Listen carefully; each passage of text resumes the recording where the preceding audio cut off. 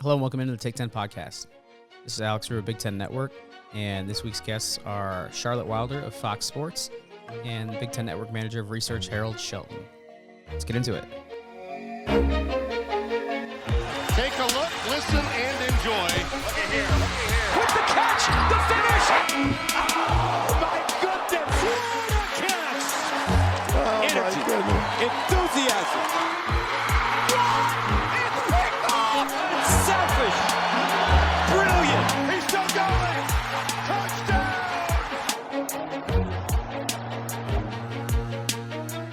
All right, we'll get to Charlotte Wilder in just a moment, but first, a word from our sponsor, Northwestern University's School of Professional Studies. You can build a solid foundation in the strategic, creative, and analytic skills that are essential for success in the business of sports in the master's program in sports administration at Northwestern University. Find out more at sps.northwestern.edu/sports.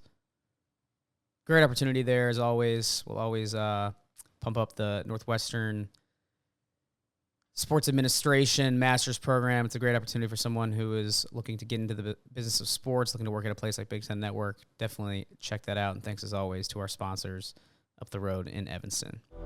All right, like I mentioned at the top, it is Charlotte Wilder on the show. She's back. She was on the show a little less than a year ago when she had first joined Fox Sports as a content creator, writer, and digital host and just all-around utility player for Fox.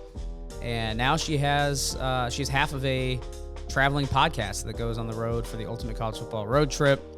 And her and Mark Titus do all kinds of fun stuff for their People Sports podcasts at these college football games week in and week out. We'll get into specifics of that and some of the fun she's had so far here in just a moment. But really fun convo with Charlotte, somebody who is interesting, self-deprecating, very funny, and just someone who is with the program and just gets it and knows how to relate to fans. So we will talk with her in just a moment. A lot of fun stuff talking about her first two visits of the season to Wisconsin and Ohio State and what lies ahead, including a visit to another Big Ten game this weekend in Norman, Oklahoma, when Nebraska visits the Sooners. And we'll talk about the curse that her and Mark have put on the the host team. So hopefully that carries over to Oklahoma, and Nebraska can get out of there with a win. So we'll get over to Charlotte right now. It is Take 10 Podcast's second interview with Charlotte Wilder. She's back, and it starts right now.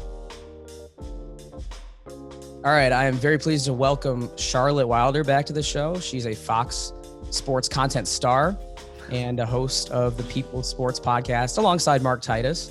So Charlotte, first off, welcome back. How's it going? Thank you so much, Alex. That is such a kind introduction. It's going great. I kind of have to pinch myself that my job this fall is to travel from school to school and basically immerse myself in the fan experience. So I was telling you earlier, but if I sound like I've been smoking packs of cigarettes for 40 years, it's because being a fan entails, you get pretty excited. There's a lot of yelling that goes into attending games.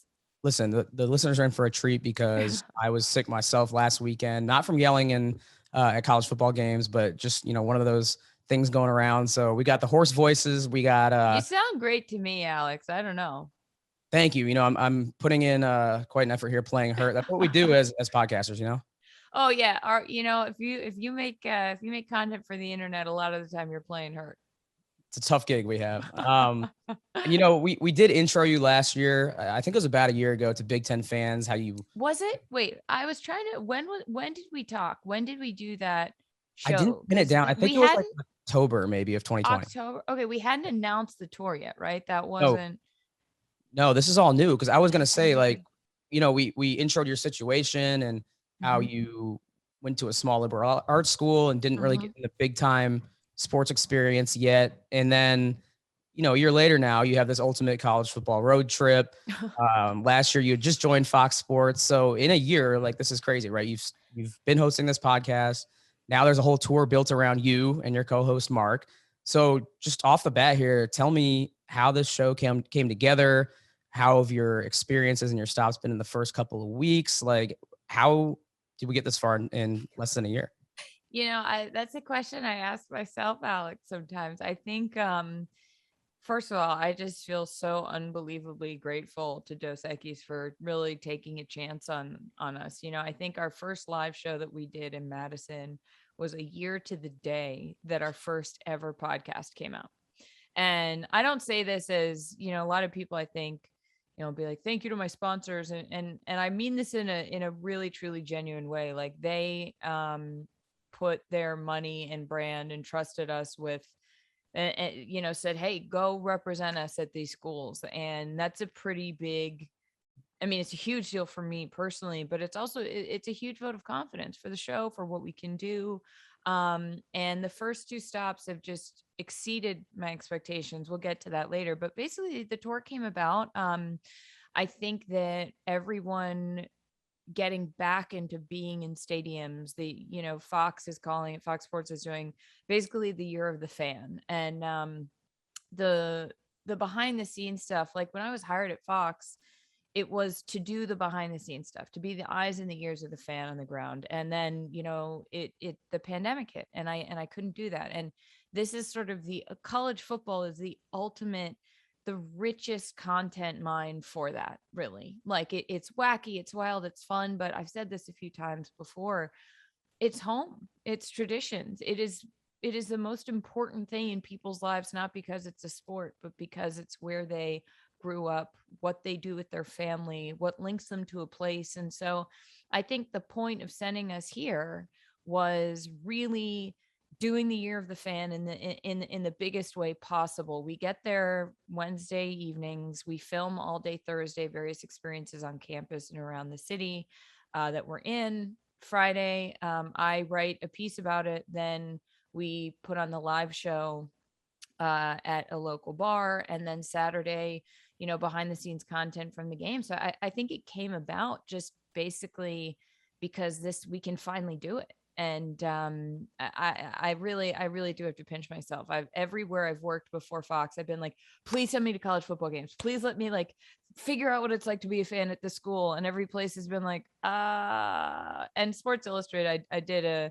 think I went to 3 college football games in 2019 to write about them. But this is like the first really immersive, we're betting on you chance that I've had. And it's so far been just unbelievable. Yeah, you guys have been killing it. It's been fun to follow. And we'll talk about the live show element in a little bit, because you are doing live podcasts among the people on Friday nights, like you said. But you're right. It's such a content-rich environment at a college football game. It's such a production, such an event. And there's been all kinds of opportunities so far in the first 2 weeks at 2 Big Ten schools, at Wisconsin and then Ohio State this past weekend. So first off, I saw the content, the videos come out. I read your article, embedding within the Wisconsin marching band. Yes. And I understand that was somewhat of a dream come true for you. So what is with the fascination? Like, I get it, because I like college marching bands as well. It's like a thing that's kind of unique, I feel like, to American sports. It's just a bizarre, weird tradition that has lived on. So why did this hit home with you so deeply? Remind me where you went again, Alex. I went to Illinois. So we got the March of the Illini there, but we don't have like the game day tradition that some of these schools have built up, just because of the lack of football success over the last 100 years. So. Totally. I honestly, I wish I had a better answer for this question, but I think it's partly because I had never seen a marching band at a college football game before I went to a college football game. And the first college football game I went to was when I worked in sports.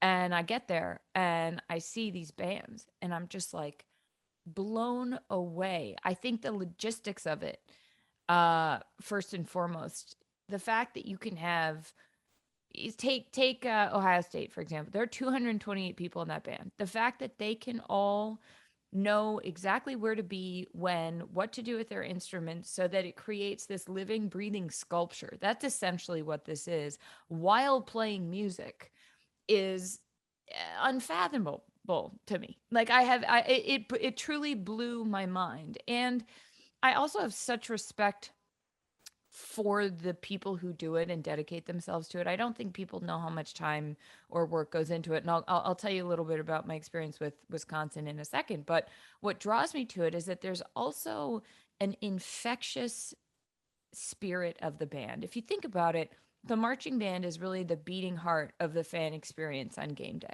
Imagine going to a huge college football game. Imagine being at the Shoe or at Camp Randall, and there's no marching band.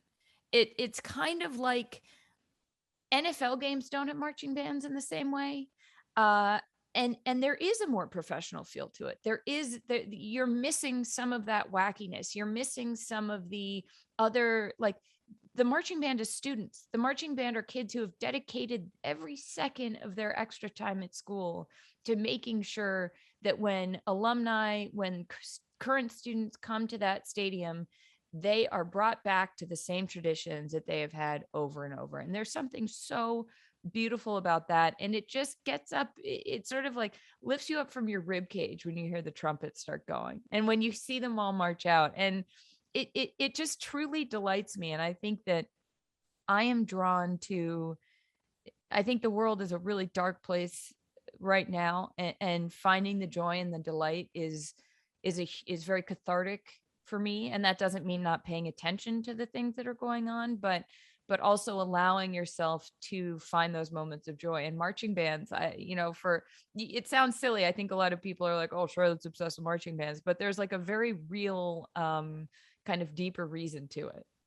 Well, for me also with Wisconsin, and one of the best parts I think about Wisconsin and Ohio State playing in the Big Ten championship game, a handful of times that I've been able to attend, is those two marching bands, because they have the best. But for Wisconsin, and we saw it in your video, it's the high knee kicks for me. That's what does it. Like that, to be able to not only march out there and, hold your tune, hold your key. I'm not a music person, I don't know the terms, but to do it while doing these high knees, which we all remember from PE class, are not fun. Right. That's what did it for me. Yeah, I went to band practice. I was there for 3 hours on the sidelines watching the band practice, and they were drenched in sweat. They had a training table. They all had, athletic tape on them in some form or another. They're carrying these tubas. Josh Richland is the drum major at Wisconsin. He's doing back bends and then just, flipping right back over. They're athletes. It is so physically demanding. I cannot high knees do those high steps for 3 hours. I can also not play an instrument for 3 hours. I can't play an instrument at all, but the point stands, like doing both of those at the same time. They do that 6 days a week. Sometimes they have 2 days. There's sweat dripping out of their tubas. Like it's an unbelievable amount of work. And to be able to see them on game day, I stood at the goalpost. I think that's the video you were referring to, as they all came rushing out towards me. And I really felt like I felt like I was with the band. I felt like the Beatles were coming out. Josh points at me and I was like, oh my God, he knows my name. Like, and they are fired up. This is their moment. Like during the game, they're on the sidelines. They've made cookies. They're handing them out. They're cheering. They're, doing human pyramids and then getting right back out there and hitting every single note perfectly. And the band director, Corey Pompey at Wisconsin, is just absolutely delightful. And he was so funny in practice. And so, yeah, being immersed in that was truly eye-opening, because people are like, wow, it's cool what the band does. I don't think they know how hard it is to get a band to a point where they can do that. Well, everything is spot on there. And then you got the chance to see another great band at Ohio State. And I know it's Titus's old stomping grounds at Ohio State, but as far as the content goes, you were kind of the star of the show because you were recruited by Ohio State basketball by Coach Holtman, Kyle Young. There's another video out there I encourage everyone to check out. And there was another interview you did that I want to get to in just a second. But first of all, how did this happen? Did Titus put you on their radar as a top recruit? How did this come together where you were able to get inside that men's basketball program? Yes, Mark put a good word in with Coach Holtman for me, and then our producers made it happen, and I got to experience the full, we did the whole bit for anyone who hasn't seen the video, which is probably a lot of people, but was that I am a very valuable fan recruit. I'm a 5-star fan recruit. And so what they ended up doing was sort of taking me, pretending I was an actual basketball recruit, and taking me on the tour that they would take a 5-star recruit on.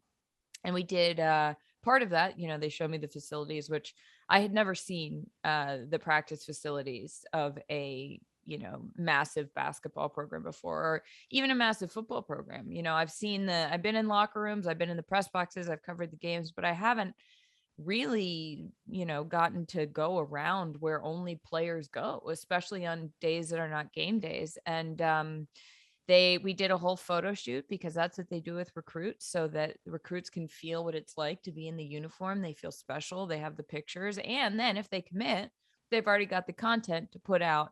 And there was a women's player who was doing it before me. So they had it all set up and they were like, why don't we just, toss some gear on you? And Mike Conley, plays for the Jazz, but he's a huge Utah. He's a huge Ohio State. Can you tell I'm a little tired, Alex?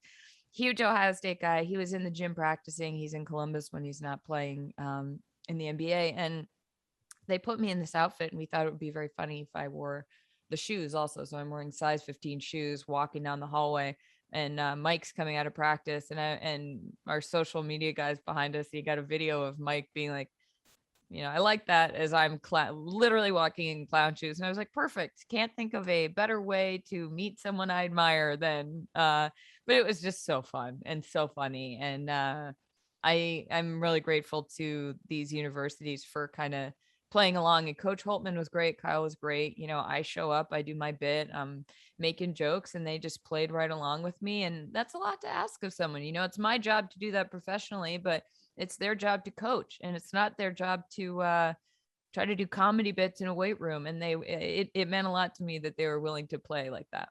Yeah. So you're immersed in the programs. You're also immersed in the campus community, all that good stuff. And I thought this was a nice kind of tie into our conversation last year, because we put a video out of you ranking the Big Ten mascots. You were coming in, a little pretty cold, a little new to the whole situation, right? Like that was the beauty of it, though. Like, you were just kind of calling it how you saw it as an outsider. Now that you are a little more familiar, with the Big Ten, I love how you, first of all, handled last year's chirping from some Ohio State fans that were saying Brutus is not a piece of candy, he's a nut. Okay, fair enough. Like, that was a distinction that we didn't make at the time. All good. Still also not totally convinced. Right. Anyway. So here's the thing. You doubled down. You went to a candy factory just to kind of throw back in those fans' faces. I love that. And you interviewed a sweet old man who makes Buckeye candy for a living. Way to double down on that criticism from last year. Thank you, Alex. It was all for you. It was all for the throwback to the podcast. Yeah, I think my approach to sports is I remember what it's like not to have been completely immersed in them, because when I started working in sports, I hadn't been a diehard. I feel like an expert now, but there's still things that I don't know. I really feel like I have been able to keep that fan mentality of what it's like to be someone who loves sports, but doesn't know everything, and who likes the peripheral stuff, So I thought to myself, well, Buckeyes are a huge thing there. I don't think a lot of people even fully know what a Buckeye is. I also am very curious. And I think that if I follow my instincts of where my curiosity leads me, there's a good chance that other people are wondering the same things. And I love seeing how things are made. I love learning things. I once saw this Sesame Street bit where they went to a factory and they saw how candy was made. And ever since, I have wanted to do that. And we were going to Ohio, and I was like, hey, I bet other people wonder how these things are made. And so we went to the factory and figured it out. And I feel so lucky to work with the team, my producers and our camera people, and, our runners, who are just as game for this stuff as I am. They're like, I was like, I want to do this. And they're like, you know what? Yeah, let's do it. And we put it out, and I think a lot of it resonates. I think people enjoy watching me make a fool of myself, but I think hopefully maybe they learn something too. And following the chocolate, it just, it seemed the place to go, Alex. I don't know what to tell you. All right. So that covers some of the content elements we've done at these campuses. How about the actual podcast itself? Because as a fellow podcaster, I'm curious, what is it like to do your show in a live environment? You have to obviously change how you talk, how you interact. There's an interactive element to it. I should mention that the guests who show up in Norman this upcoming weekend, a lot of Nebraska fans are potentially going to be there. So that's going to be the Sideline Bar and Grill in Norman, 5:00 Friday. Yes. So be there. Chances to win prizes and interact with you as the host. How does it change from doing a podcast remotely like this to do, 2 under your belt now on the road? Well, Alex, a podcast is a conversation. A podcast is background noise in someone's day. A podcast is something that maybe it's an hour, maybe it's 30 minutes, maybe it's an hour and a half. But when someone puts it on while they're doing the dishes, while they're walking the dog, while they're going to work, while they're at work doing a menial task, it's meant to be engaging and you want to hold their attention the whole time, but it's also a comforting, it's like you're listening to two friends hang out with each other. A live show, I feel a huge responsibility to put on a show because people have given up time. People have gotten themselves to a place, and I feel that it is my duty to make them, to engage them the entire time, to make sure that they are having the time of their life every minute that they're sitting there. And so I've found that, first of all, I'm a total ham. Second of all, I love it because, basically when we do these at a bar, it's like a night where, I'll be with my friends and I'll be really on. I'll be like, oh, I'm so funny tonight. And they'll be like, Charlotte, just, this, that. So, then someone else starts talking. I'm like, all right, yeah, I think I should probably shut up for a little while. But the whole point is that I'm on with a microphone and people can't tell me to stop talking when they come to hear me talk. And so it's really such a high for me, but it's very different. It's a show, it's a performance. If I see that I'm losing the crowd, if people start dropping off, I find that it's very helpful to just completely zig. Like if we're zagging and we're losing people, you got to zig. Like there was one show where, we were talking about something, I could tell we were losing the crowd. And I just went on this tangent about aliens and everyone's like, what? But they come back and they're back in it. And I think that I'm lucky because I truly love doing it and I have a knack for it. And I think that, and Mark and I do the show, just recording and with only each other, we're trying to crack each other up. But when we do it for a live audience, we're trying to crack a lot of people up at once. And you very quickly get a feel for the room and kind of have to be nimble, have to be ready to call an audible, have to go with it. Like if someone asks you a question and our rundown does not include that question, it's very much like improv. It's a yes and situation, like you really go with it. And I think of it as, how much can I give people? I want to give them the best experience. If this is what they want, let's roll with it. Right. We talk about this notion playfully, obviously, that you're going to, relive the glory days you never had because you went to Colby College. So, now that your Saturdays are not being spent at the library at a liberal arts school. Yeah. Okay. Yeah. Let's go with that, Alex. Let's run that storyline. And because I know, how these trips tend to go at college campuses, there's a lot of downtime, maybe not a lot, but there is downtime and an opportunity to enjoy yourself. My question is, where we are in our careers at our age, I don't know exactly how old you are, but I assume we're in the same kind of millennial group here. When you're going out to these colleges, do you feel like an undercover cop? Do you feel like a freshman since you never really went, you didn't go to a Power 5 school? What's the vibe when you're walking around college bars and restaurants and local establishments? That's such a lovely question. I don't have, we have very little downtime. I think that, I think that there's maybe dinner once or twice the whole time we're there where I'm not working. So I guess I feel more like a participant observer, if that makes any sense. Like while I'm in it, it's always clear that I'm on and working because I'm interviewing people or I'm touring places or I'm shooting something or I'm writing something. Like there really hasn't been any time that I've just been wandering around campus seeing what it feels like. And so because of that, I think it feels like I'm an anthropologist more than anything. It really does. It feels like I'm being given this unbelievable chance to take everything in and see what these people love and document it. And that to me is really the vibe of it. I think that if I were to go back, uh either as a fan just for fun, or if I were only writing something, or if there were kind of if we had 2 weeks somewhere, I might feel more a part of it, or more like an undercover cop, or more like a freshman. But I think right now I really feel like I'm there with a pretty clear purpose, and that's to both understand and entertain. Very wise answer. In case Mike Buckland's listening, No, no, that's no, dude, I'm not even. He was there last week, and he saw what it.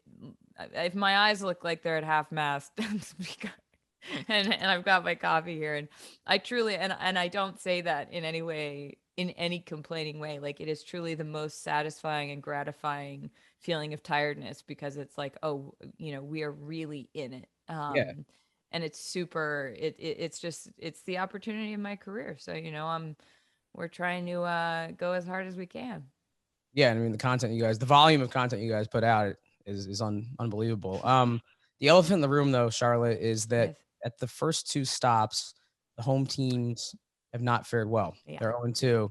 Yeah. However, spin zone Yeah. going to Norman, Oklahoma for the Nebraska Oklahoma game, Mm-hmm. September 18th.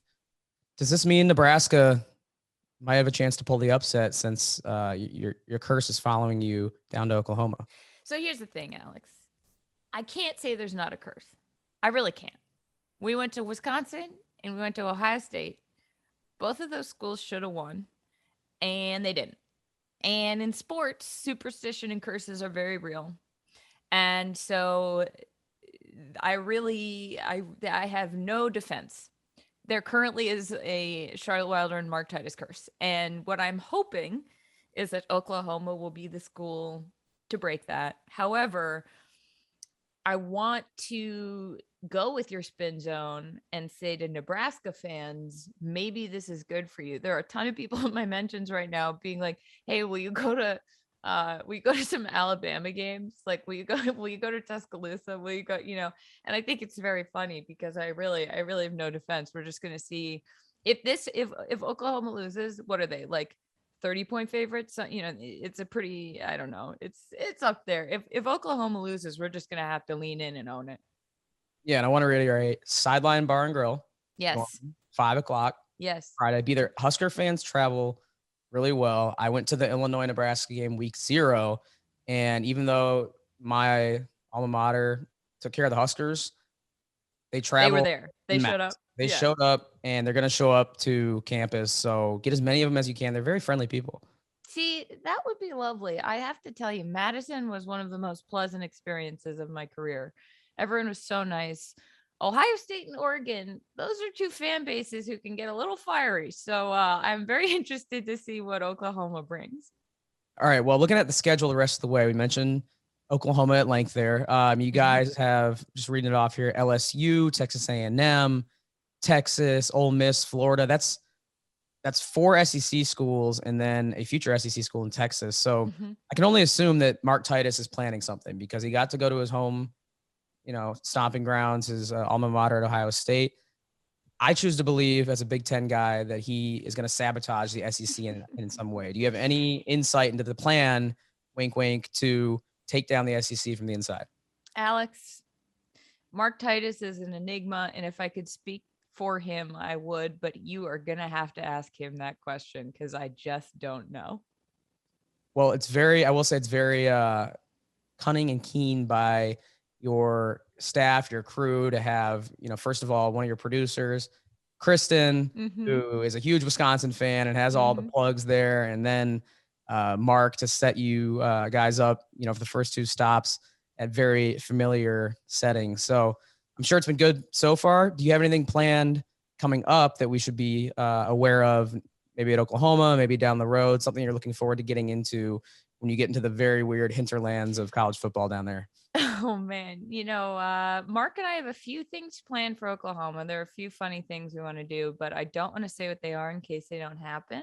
And because I like the surprise factor, I'm gonna have to ask him about how he's planning to sabotage the SEC. Though that's a great question. I think something that's funny is, I'm from New England, and a lot of my following is New England and New York, and a lot of his following is the Midwest. And when we head south, we're gonna be what is Fear and Loathing Las Vegas, where Hunter S. Thompson says we can't stop here, this is backcountry. Like, I feel like we're going into an unknown world here for both of us. And I am really so thrilled because these are all schools on my bucket list, but I think it'll be pretty hilarious to see how people respond to us down there. Yeah, you guys are in for it, but it's Thanks, gonna be fun to Alex. see what comes out of it, out of those stops. Can't wait for you to reverse the curse and bring some I good luck mean, to the Huskers. honestly, let's think of it this way. What if every home team we go to loses? Then I think that becomes even like cooler than not than reversing the curse. We either got to go all in or we got to break this at Oklahoma. I think you go 0-8. Like let's just do it. Let's play this Let's out tank. Let's just tank. for next year, and then you'll really have sponsors lining up next year. Oh God, I know. Local Dos Equis will dealerships be like, can you? Oh God. But Charlotte will be watching and can't wait to see what comes out of these future stops. Great stuff so far. Thanks so much for giving me some time during, one of your few down days, and safe travels the rest of the way. Thank you, Alex. There are no down days when you do what you love. All right. Thanks once again to Charlotte for joining me. Always a lot of fun chatting with her. She's great at what she does. Always very interesting and always in compelling conversation when she joins. So can't wait to have her back for round 3 sometime soon. We'll now toss it over to Harold Shelton, our regular guest here on the show. He's on pretty much every week or every episode that we have to break down what is going on this time of year in the world of Big Ten football. We also talk some Big Ten basketball as well, with the Big Ten schedule coming out last week. And it's obviously mainly centered on Big Ten football, with a lot of stuff happening the last couple weeks since we chatted previously, and a really full schedule, exciting schedule, and intriguing schedule coming up in week 3 this weekend. So I will stop previewing it so we can get to Harold and get to the good stuff with him talking about the Big Ten football landscape. Big Ten podcast discussion with Harold Shelton starts right now. Very excited to be rejoined by Harold Shelton, Big Ten Network's manager of research. We have jumped ahead a little bit, talked to you pre-week 1. We're now pre-week 3. A lot of fun stuff coming up. First off, how you doing managing what is always a busy and hectic non-conference? We're managing. Hopefully we'll see what the powers that be think. But I feel like we're finding a lot of good stuff. We're getting into good matchups every week, which is nice. I know in the past we haven't necessarily had that all the time. So, to at least have a bunch of really good matchups, at least keeps you a little more engaged, gives you a little bit more to look forward to, a little bit more to dig into. For sure. We'll get into a lot of those matchups here coming up. But first, we usually talk about the guest that was on the show right before you, some of their athletic memories, as Charlotte Wilder makes clear in our discussion. She's not necessarily, up there in athletic ability or familiarity with the Big Ten beyond her career, but she is obviously a good sport about it. And she's a good sport about their ultimate college football road trip being 0-2 so far and losing at the first 2 Big Ten stops. One of them, a Big Ten team, won in Penn State, beating Wisconsin in week 1, but Ohio State took the L against Oregon. So my question to her, my question to you is going to be the same. Is there any way the curse continues in week 3 when they visit Norman this weekend? Can Nebraska maybe pull a shocker?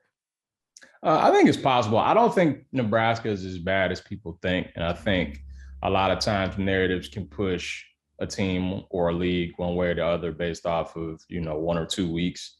I know they didn't play well against Illinois, but they quietly looked pretty good defensively, even dating back to last year.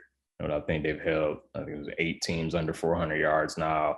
That Buffalo team is pretty good. I know they're a MAC team, so they're a little underrated and not looked at as much. But that defense was really good last week, and they've been making plays. The big thing for them is they can't turn the ball over. That was obviously an issue in the Illinois loss. They've protected it pretty well the last 2 weeks. You give it up against Oklahoma and Norman, they're putting 40 on you easy, and so they got to try to find a way to, keep that game in the 30s to get themselves a chance. Yeah, it'll be interesting. Got to get them rattled. If you see what I did there. Spencer Rattler is a dude who has been obviously front and center for his whole career. I think he was on one of the documentary series. So Adrian Martinez is kind of similar in that sense that it's two kind of hyped up guys that have been under the spotlight pretty much from jump. Yeah, no doubt. And the thing is, like Martinez, as a freshman, you're like, oh man, this dude's gonna be like the truth. He's gonna be real. And then the last 2 years is kind of like, still waiting on the jump. Lost his job last year, wound up getting it back.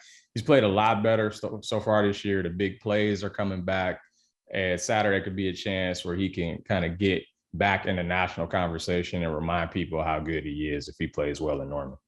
I gotta say, it's a pretty good idea, that Charlotte Wilder, Mark Titus, our friends at Fox have send the podcast on the road. Wink, wink. We do have a Big Ten Network tailgate show. Let's try and pitch it for next year. What do you think? Yeah, I'd be down with that. It's always fun to be on with you and talk a little football, have a little fun on the side.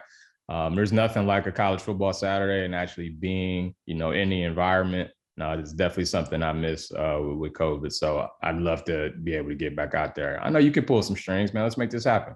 We'll try. I mean, we got a sponsor. We got Northwestern on here already. So got a great sponsor. Maybe we can swing some. We'll see in 2022. All right, let's get into we'll reflect a little bit before we get into the weekend slate. And we'll start with Ohio State because we did kind of bring it up there, how the curse of the college football road trip struck them with Oregon winning last weekend in Columbus, Ohio. And this is no disrespect to Iowa. We'll get to them, but this is just for continuity. H, how concerned are you about Ohio State? Is this like maybe a 2014 situation where they can run the table after a week 2 loss like they had at Virginia Tech a couple 7 years ago? Or is this something that, might be something Ohio State fans have to get used to where they're taking a step back this year? I think it's a wait and see kind of thing. And I don't think we're really going to know until we get back in the conference play. This game against Tulsa, I don't think it's going to show much. But I do think it's interesting Ryan Day was so adamant and so candid about, how bad it was, how much they need to go reevaluate, how much, they're going to change things up. If that does happen, what do those changes look like? He didn't even commit to, the defensive coordinator calling the plays this week. I feel like this is kind of the first time we've seen Ryan Day and Ohio State have adversity during the regular season. He never lost a regular season game. And so it's just a different perspective, seeing Ohio State already with the loss. They've been this Death Star team for, a decade pretty much, but we haven't really seen them lose under Ryan Day, especially the way that they lost. So I think it'll be interesting just to kind of see how he reacts to his first real adversity as a head coach. Yeah, we saw the cracks last year, and we've seen them over the years where the defense allows chunk plays or allows a lot of points. But Justin Fields is so good for them that it covered up those sins, and other quarterbacks in the past, like they've gone, JT Barrett to Haskins to Fields, and Stroud is still like collecting all these honors, doing, I think, extremely well for redshirt freshman. But he's just not those guys, right? And it's not his fault, I don't think, but it's just a fact that he, to maybe win a game like that, you got to be closer to perfect. And only a few guys on the planet for Ohio State can be like that. And Fields is here in Chicago, and he's not doing it for Ohio State anymore. So I don't know how you think his play portends so far for the rest of the year, but I just think it's a resetting, a recalibration of expectations because it has been so good for the last 5-6 years. See, I feel like Stroud got a lot of heat, and I'm not really on that take per se. I do think that there are opportunities for him to run, and he doesn't. And I think that kind of separates him from Fields, where there were times where you had to respect Fields as a runner. And a lot of those 4th down situations last week against Oregon was 4th and 2, 4th and 3, stuff like that, where they were throwing the ball. And, Ohio State's usually a dominant downhill power running team with big line and good backs, and they just didn't do that. And I think if Stroud had the element of a runner, like he seems pretty athletic, like if he tucks it and goes a few more times, like maybe that helps out the run game. It keeps the offense on the field, keeps the defense off the field, and then I think the whole domino effect can go from there. So I think again, it's only his second time as a starter. Fields at least had experience at Georgia before he came up. Haskins spent a lot of time behind JT Barrett and like came in a big spot against Michigan. So like all these guys before him have been around and have played a long, long time. And this, again, it's just Stroud's, second start, and he threw for 484 yards. Like, I'm not going to blame him for the loss. Did you say something about 4th and short, like 4th and 2, 3, 4? I feel like the Bears had a handful of those they went for on Sunday night, and Fields was on the sideline. Sounds like he could have maybe helped in that situation. Neither here nor there, but I just think you want your best players on the field. That's just me. I would agree with that, especially when you saw how he ran for the touchdown. Yeah, that was about 4 yards. Looked pretty fast, looked pretty decisive there. Like maybe instinctive. Yeah, exactly. Maybe even if he's a decoy, you at least have to respect it. Yeah, I mean, it's a complicated sport, but sometimes I think your best players on the field make it less complicated, but that's neither here nor there. Getting back to like the Ohio State situation, we know how these things go. Like teams can work their way back into the national conversation very easily. I mean, they're not going to be out of that conversation, but into the college football playoff conversation just by stacking weeks, building momentum, building wins. It's going to take a while, like you said. Like it's not going to be answered right away, but a brand like that, a program like that, the opportunities are going to be there. We know how it works. And I think the opportunities are going to be there for Iowa as well, just with the start they've gotten off to. Do you think they are now national contenders? They look to be the class of the Big Ten West, but now with those 2 wins under with the win over Iowa State under their belt, how do we think this shapes up, especially with the schedule? It looks pretty favorable just, from my untrained eye going forward here. Yeah, I mean, the resume at this point, I don't know if you could find a team that has 2 better wins than they do. And the fact that they went from 18-5 in 2 weeks just goes to show you how much the voters respect Iowa. I think the biggest thing for them is that offense needs to get going. The fact that they've been able to win the games that they have and the way that they've won them, despite, not even having 500 total yards in 2 games is pretty miraculous. I don't think that's sustainable in terms of like making the playoff or winning the West. But at the same time, I don't see that offense playing that way the rest of the way. And Indiana and Iowa State have 2 really good defenses. So I expect to see more from Tyler Goodson, more from Spencer Petras. And I think that offense will get going. And as long as they hold serve until the Penn State game, which could wind up being a top 10 matchup, beginning of October, like if Iowa gets through that, they got a real good chance.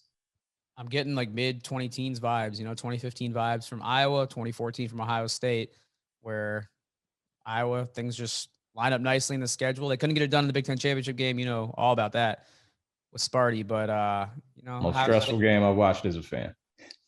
Yeah, you gotta. That's where the gray beard hairs came from. Not because you're definitely some of them for sure.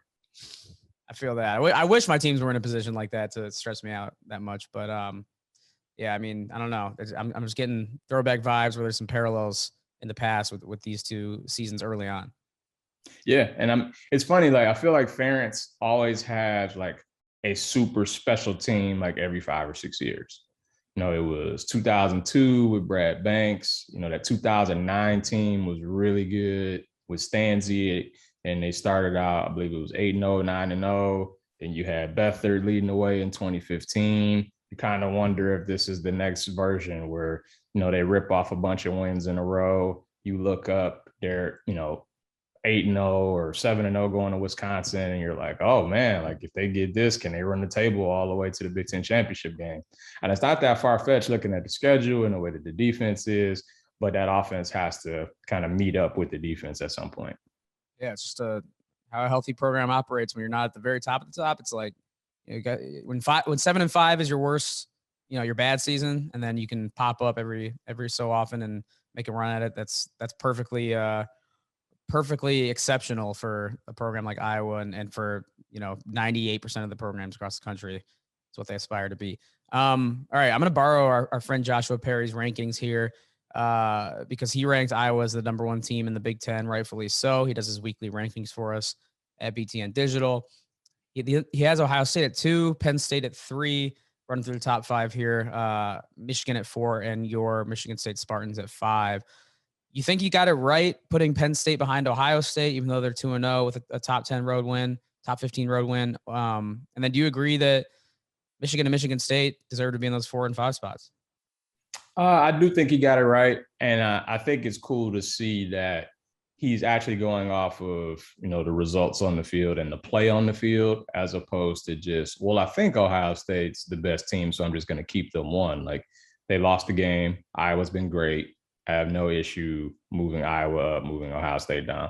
You could argue about the Ohio State, Penn State thing, but I think Penn State, I don't know if that was more about them winning that game or Wisconsin losing that game per se. Statistically, they, got dominated in the game, but they made enough plays to win it. So you give them credit for that, but it wasn't like they overwhelmed Wisconsin. So I'm fine with Ohio State being 2.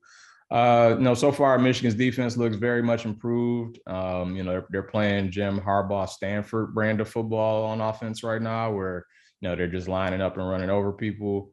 I think Washington's a pretty good defense, so the fact that they were able to run for over 300 yards against them does say a lot. They kind of have similar Iowa issues though in the passing game. I don't know if you can run an Army or Navy style offense and win in the Big Ten. And that's kind of what they're doing right now. They're running it, more than 75% of the time. I don't know if that's sustainable when you get to playing Penn State, Ohio State, Michigan State, Wisconsin coming up. So we'll see about that. And good to see my guys at 5. I'm a little surprised they might be that high, but I do think they're pretty good. I was cautiously optimistic coming into the season that the transfers and just like a real offseason program would help them. And it looks like it has. If they win Saturday in Miami, I think, they'll be back in the rankings. And, from there, we'll kind of see what happens. Yeah, year 2, you'll take that, even if it's, just one of our own ranking the conference. But I got to say, Joshua is a special talent at anything and all things football. Like the dude, No doubt. When he does his power rankings, he can just write it down. I watch him do it and then rattle off exactly why he picked and exactly why he slotted teams into each spot. I don't know how he does it, but we're lucky to have, somebody like JP running this down for us, breaking it down. Oh, yeah, no doubt. You could tell just as soon as he got to the network, like he knew what he was doing. And, just a matter of getting reps. And like now he's got the reps, like he's super polished now. And you could tell he's only going to get better. That example you gave, like that doesn't surprise me at all. He knows his football and he knows how to, have it come off on TV or on video without confusing the viewer. And I think that's pretty cool. Well, he does Big Ten Network stuff. He does tailgate on-site shots early in the week. So he'll go to like some campus early in the week. He'll do radio shows throughout the whole week. He'll do digital stuff for us throughout pretty much the entire week. And then in the studio on Fridays. Then he'll do his shows on Saturdays with the Dave, Jerry, and Howard crew in Chicago. And that doesn't count if there's like a Friday game like we have this week where they do shows on a Friday or Thursday night if there's those games. And he has a job, like a real job as a real estate guy. And he's my age. He's like 27 with a fiance or a wife. I think he's married. I can't remember if he's. Yeah, he just got married. He got married. Okay. You can't keep track during COVID. Like I can't tell who's married. But everyone was going to the courthouse, it seemed like, over COVID. But I just feel insignificant because I know this dude is my age. Plus he's playing the NFL and has that ring on, the championship ring from 2014. So this is just me, looking around and being like, JP's got it like that. And, we all can't have it like that, but he's got it. We could all, it's always a good goal to have. Doesn't mean we're going to reach it, but, he's definitely doing his thing. He forgot his podcast with Hack, Christian Hackenberg. Right. Yeah. Got that too. Shout out to, a couple former Big Ten guys there having their own thing. But yeah, he's definitely got it going. Does he have another podcast like 2014 Ohio State? Yeah, thing with Evan Spencer. Yeah, so there's two podcasts that I neglected to mention there. Yeah, so yeah, he's a busy man. I'm not sure how he's finding all the time in the day to get it done, but he's certainly getting it done. So kudos to him. Shout out to him for sure.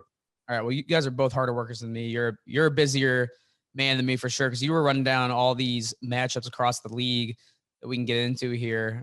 We just recorded a segment for another video that we're going to drop tomorrow, but you were going through and basically explaining how this is a sneaky, very intriguing week for just scheduling across the Big Ten. Like there's a lot of tasty matchups coming up.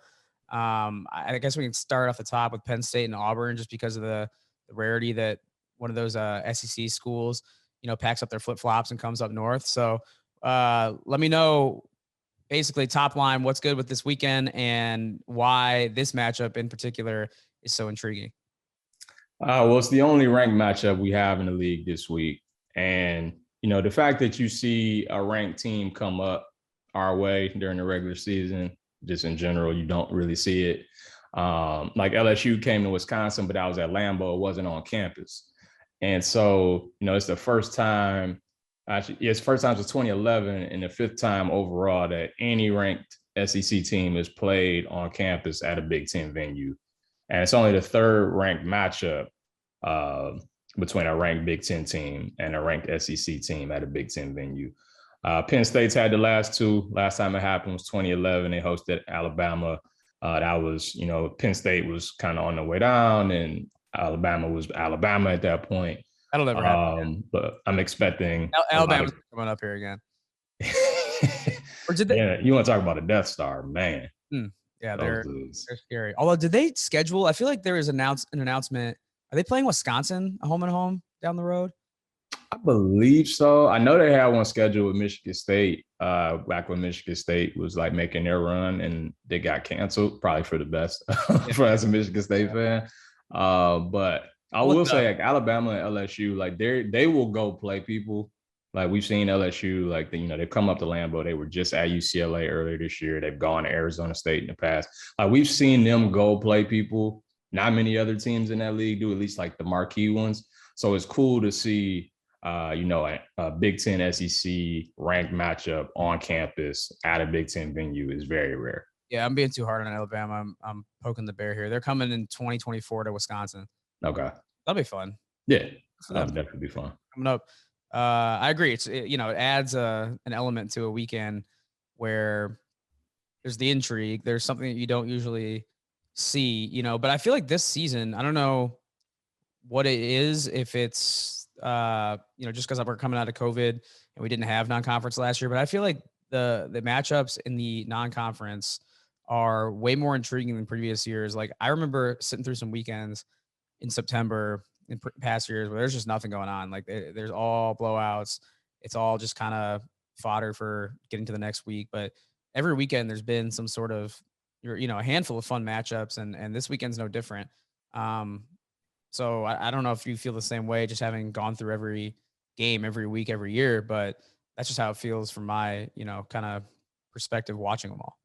Yeah, honestly, I probably had to do the research on it. Maybe I'll try to do that next week when we get Notre Dame, Wisconsin. But this September has been ridiculous. Every week there's like a big theme, and dealing with scheduling and the amount of ranked opponents we have and stuff like that. And it started week one where you had the two top 20 Big Ten matchups in September for the first time ever, and then you follow that up, and last week we had, multiple top 15 regular season non-conference matchups on the same day, which hadn't happened in almost 30 years. And now we're playing 5 ranked non-conference teams.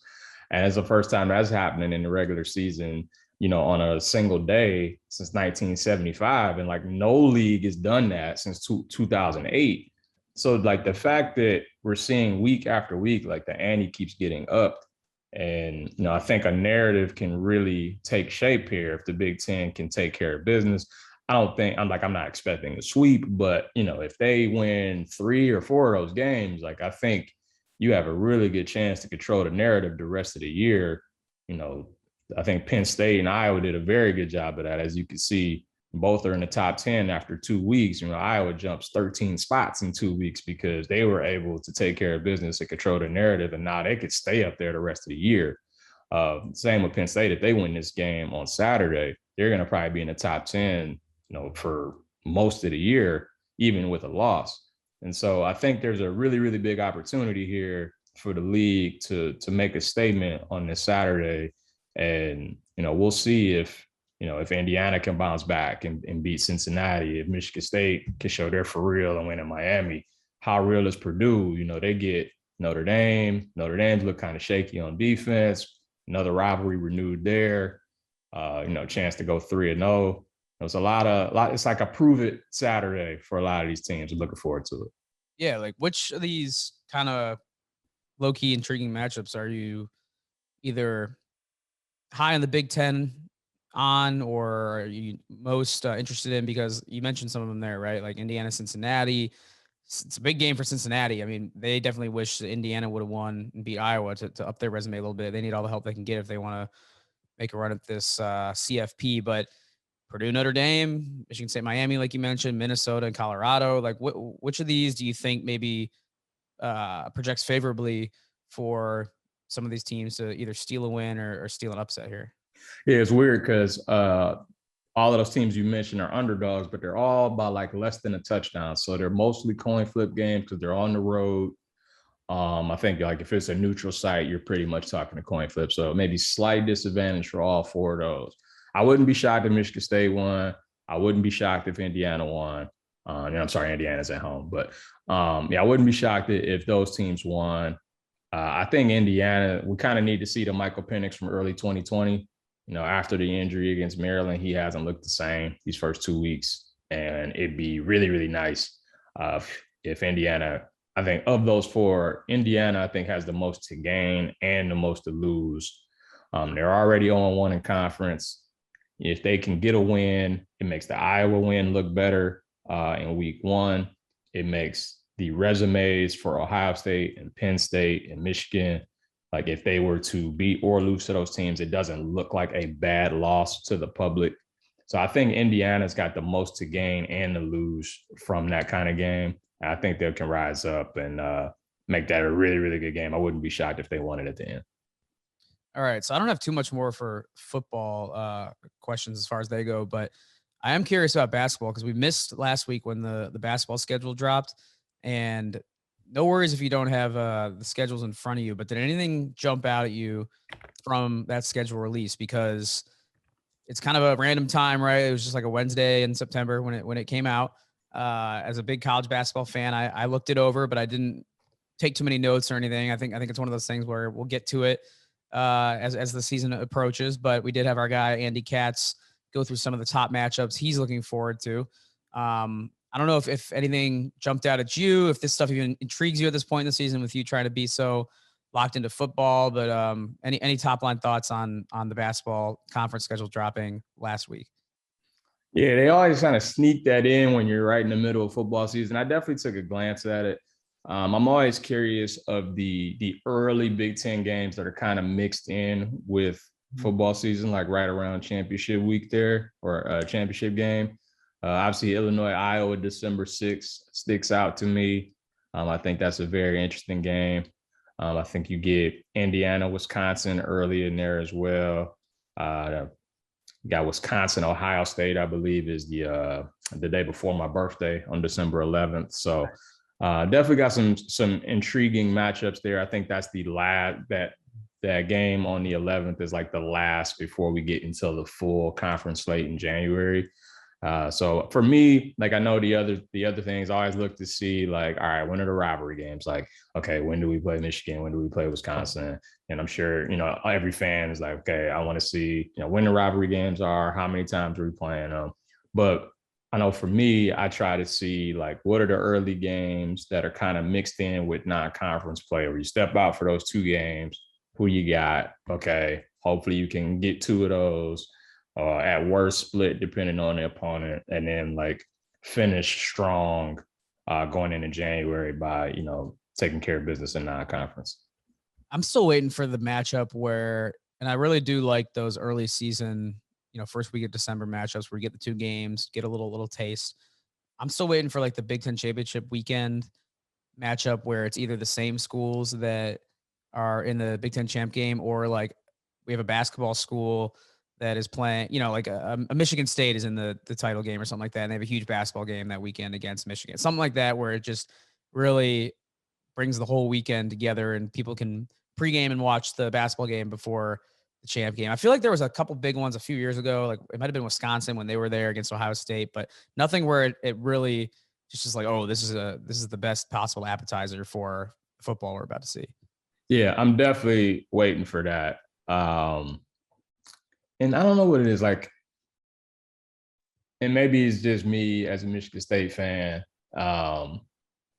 We haven't had like that Saturday Big Ten game. It seems like we normally play like a Sunday or the Thursday. And so luckily for me, like I can have all my focus or most of my focus on the football game, and I'm not like glancing over at the Michigan State basketball score. But you're right. Like it'd be awesome if like say Iowa is in the title game this year and they're playing, Ohio State, and then you get Iowa, Ohio State as the basketball game. Like I think that'd be awesome. Obviously Ohio State's expected to be good again this year in hoops. So I hope we get a situation where you get a lot of teams that are good in both of those sports, and you can kind of continue that momentum for 7-8 months throughout the year. Yeah, and we still got about 6 weeks till basketball season. Those games start trickling out as far as the exhibition and the early season games come up. But I feel like it's gonna sneak up on us again because last year none of those exhibition games were really played. Like it was with COVID, a lot of the non-conference games were canceled. So it's one of those things that I will gladly let creep up and surprise me once we look up and it's like October. It's like a week before Halloween, and there's exhibition basketball on Big Ten Plus. Yeah, I think I looked November 9th, I believe, is the first full day of conference. I want to say it's half the league is tipping off that day. Like no exhibitions, like just the actual real first game. So looking forward to that. Michigan State gets Champions Classic, every year on that day. So we get Kansas right out the gate in New York. So that ought to be interesting, is to kind of see what they look like.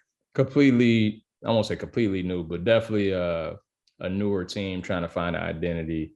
I think it's like that with a lot of the Big Ten teams. So, we lost a lot of star power, but we still got guys back. Looking forward to seeing how they progress over the next 2 months before we get started. Well, I never remember this being the case, but I saw, just looking at Illinois' schedule, they have 2 exhibition games in October. Like I don't remember that ever being a thing, but I'm here for it. And then we got to talk about your Spartan Dogs, all the legends coming back, kind of bandwagoning on the Ohio State idea of like bringing all these dudes back to campus, letting them run, work out with the current team, bringing them to the football game, just having a good, really good PR weekend and showing off and doing a victory lap of, hey, look at all these NBA guys we got, and some guys who, might not be in the NBA anymore or never made it, but are still really quality players that you want to have around the program and bring back to campus. Yeah, it was cool to see that. I know Izzo usually has like a huge alumni weekend where like a whole bunch of players come back, and they all like go hang out at his house, and they all have a good time and reminisce and all that stuff. But this is the first time I remember it being like public, the media getting all these videos, and shout out to Travis Walton, former Michigan State point guard on the 2009 team where they went to the national championship game. I think it was kind of his brainchild to have this Spartan Dog grind week. And like because he's a basketball trainer now, he and a bunch of other trainers kind of designed this whole program for, the current and alumni to kind of go through the paces and, conduct a workout together. And, hopefully that's something that sticks. But yeah, it was great to see, Draymond and Miles and Jaren and Bryn and Cassius and Henry and Payne and all these guys come back.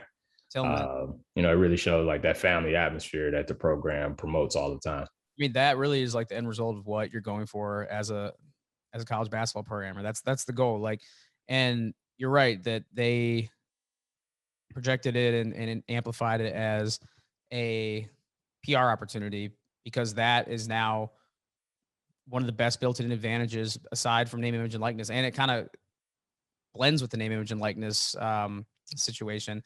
That is the advantage that colleges have over the G League, the Overtime League, Europe, anything like that. Because if you have this family atmosphere that you're always welcome back in, like that's something that these other pop-up leagues can't offer. It is a connection that will continue paying you back, through name, image, and likeness or through deals well beyond your college years. And that's the draw. That's the brand that most programs are striving to be. So I love it just because, again, I'm a big college basketball guy, and I've been saying, like, yeah, whatever, go do your 1 year in the overtime league or the G League select if you want, like, get the bag, but you will be missing out on this type of experience. Yeah, and I think now with NIL, depending on the school or whatever, like you can get paid in college too now. Like you don't have to just go to the G League or Europe or the OT League to like get your money. Now you can get it in college. You can have that network once you're done to fall back on. And even while you're still in the league or playing in Europe or whatever it is, you still have that network to come back to, like you mentioned. These pop-up leagues, you won't have that. There's no like G League reunion, for a bunch of guys. Like that's just not going to happen.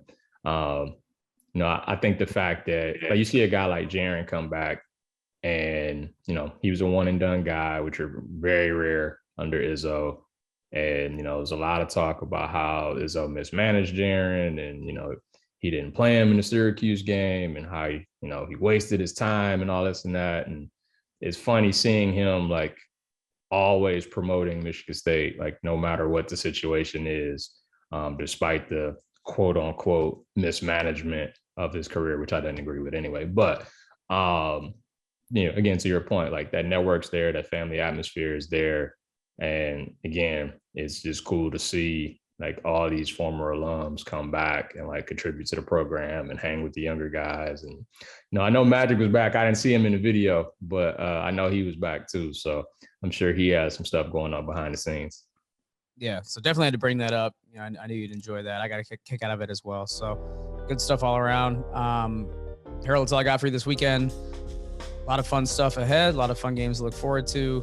That Big Ten light at the end of the tunnel is in sight. We can see it. You'll get fewer games to break down and be able to dive deeper into our league coming up soon. But keep grinding. We'll talk pretty soon here on the show.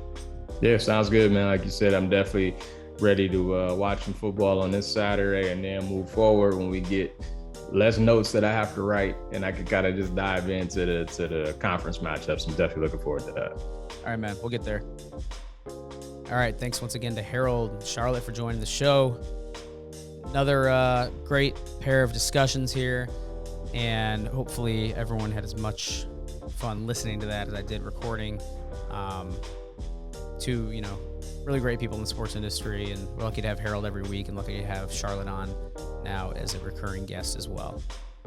Thank you to everyone who has tuned in. If you're listening for the first time or if you have not yet subscribed, please do so on platforms where podcasts are available. We're on Apple Podcasts, Google Podcasts, Spotify, Podbean.